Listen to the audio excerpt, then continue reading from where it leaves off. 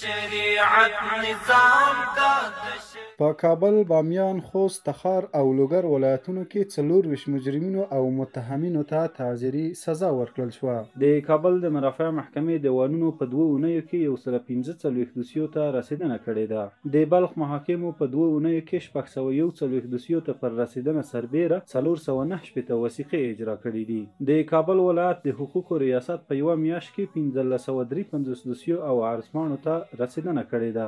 د زابل ولایت محاکمو په 2 اونیو کې 133 دوسیو ته پر رسیدنه سربیره 83 وثیقې هم اجرا کړې دي. د کابل د نشهیي توکو او مسکراتو څخه د مخنیوي ابتدایه محکمې په 2 اونیو کې 149 دوسیو ته رسیدنه کړې ده.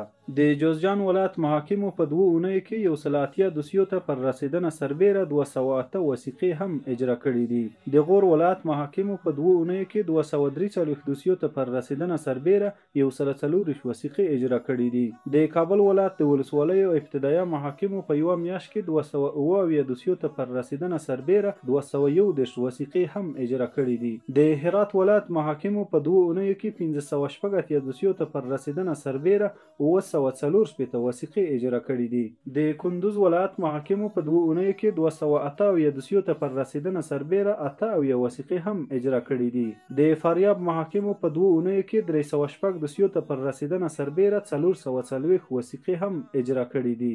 د غزنی ولایت محاکمو په 2 اونیو کې 201 دوسیو ته پر رسیدنه سربیره 219 وثیقې اجرا کړې دي. د تخار ولایت محاکمو په 2 اونیو کې 390 دوسیو ته پر رسیدنه سربیره 251 وثیقې هم اجرا کړې دي. او د سرپل ولایت محاکمو په 2 اونیو کې 144 دوسیو ته پر رسیدنه سربیره 119 وثیقې هم اجرا کړې دي.